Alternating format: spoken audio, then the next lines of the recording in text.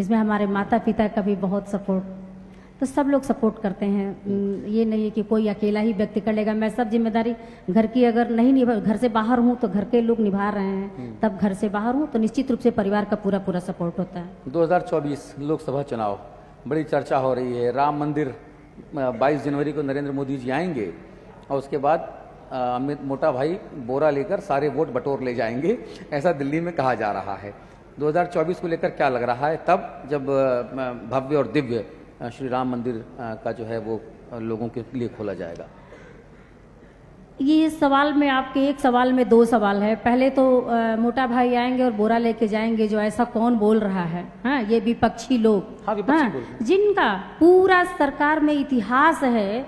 देश के 75-76 साल आज हमारा आज़ाद हुए हो गया, हम 17 में प्रवेश करने वाले हैं, और इतने सालों में इतने घोटाले कि घोटालों का नाम लेना जो है संभव नहीं है। हर समय में, हर शासन में घोटाले पे घोटाले हुए हैं, और बोरा भर भर के लोग धरती बेचे, हवा बेचे, सब बेचे, कुछ बचा नहीं। कोयला बेचे, कुछ नहीं बचा। और आज 9 साल की सरकार में एक भी घोटाले दिखा दीजिए कि बोरा भर के, कहाँ कौन सा हमारा मंत्री घोटाला करके बोरा भर के ले जा रहा है? ऐसा नहीं है। इनको करने के लिए उल्टा मंत्रियों की कमाई कम हो रही है। वो कुछ कर नहीं, मैंने पहले ही कह दिया कि कमाने की जगह नहीं है, सेवा करने की जगह है। तो यहाँ कमाने के भाव से हम सभी नहीं बैठे हैं, सेवा करने के भाव से बैठे हैं। दूसरी बात कि आपने कहा कि यही लोग हैं जो कहा करते थे कि मंदिर बनाएंगे, मंदिर बनाएंगे, मंदिर कब बनाएंगे, डेट कब बताएंगे, तारीख कब बताएंगे, कहते थे ना। तो अब तो तारीख भी आ गई है और प्रधानमंत्री जी आएंगे तारीख। अरे 370 जैसे जो हमारे, हमने जो वादे किए, हमारी पार्टी ने जब से पंडित दीनदयाल उपाध्याय जो हमारी पार्टी की स्थापना किए थे, हमारी पार्टी का उद्देश्य धारा 370 हटाना, हमारे पार्टी का उद्देश्य था राम मंदिर बनाना। हम सदैव बोलते रहे, जब हम सत्ता में नहीं थे तब भी हम इन मुद्दों को उठाते रहे, इन मुद्दों के लिए सदैव लड़ते रहे हैं। आज वो मुद्दे साकार हुए हैं जब जनता पूरी तरह से डबल इंजन की सरकार बना दी है। और आज देखिए धारा 370 हट गया, आज कश्मीर हो गया, आज आतंकवाद खत्म हो गया। आज देश में नहीं विदेशों में देखिए हमारे देश की क्या स्थिति है कि तिरंगा ले करके कोई भी व्यक्ति कहीं किसी तरह का युद्ध हो रहा हो, खड़ा हो जाए तो वो सुरक्षित है और वो भारत लौटा सकता है।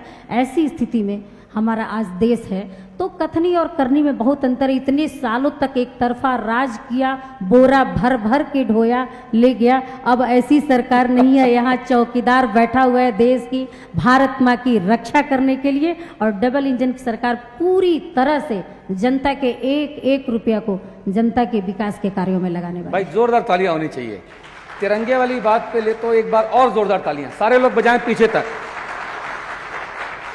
और सोशल मीडिया पे ऐसे वीडियो आ रहे हैं जब चाहे नर्सों को बचाना हो, चाहे जो बाकी बंधक बने हों उनको बाहर निकालना हो, तिरंगा लेकर वाकई जो हमारा तिरंगा है, विजय विश्व तिरंगा प्यारा, ये वाकई हम लोग की रक्षा करता है। तो 2024 में कितनी, 80 में 80? बिल्कुल हमारी तैयारी 80 में 80 की है। तो किसकी तैयारी नहीं हो, सबकी तैयारी होती है। केजरीवाल भी कह रहे हैं हमारी पूरी नहीं है। वो उनकी पार्टी जाने, वो लोग जाने कि वो कितनी लेंगे और कितनी नहीं लेंगे।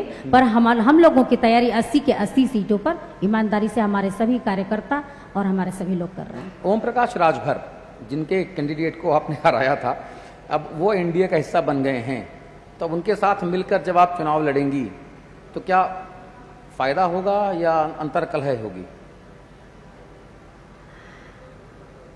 निश्चित रूप से जब हमारे साथ सभी अति पिछड़े जुड़ेंगे तो निश्चित रूप से पार्टी मजबूत होगी। और अंतर्कलह तो उन लोगों में हो रहा है कि भाई को दें कि भतीजे को दें कि बेटे को दें कि बहू को दें, तो उन भैया को दें कि चाचा को दें। अंतर्कलह उनमें देखा और पूरा उत्तर प्रदेश ने देखा कि अंतर्कलह किस तरह का था।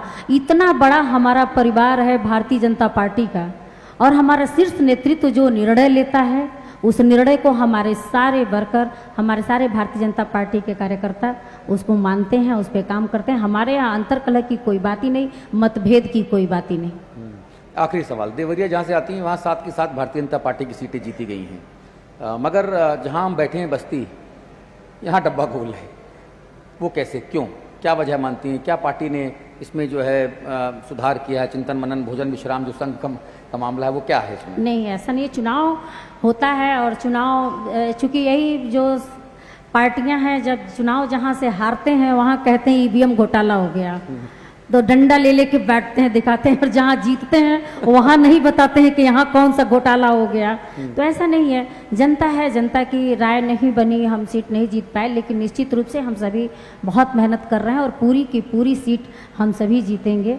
आने वाले समय में आप देखेंगे जनता का पूरा पूरा आशीर्वाद है, सभी जाति पाति भेदभाव छोड़ करके जनता पूरी तरह से मोदी जी पर, योगी जी पर अपना आशीर्वाद बरसा रही है।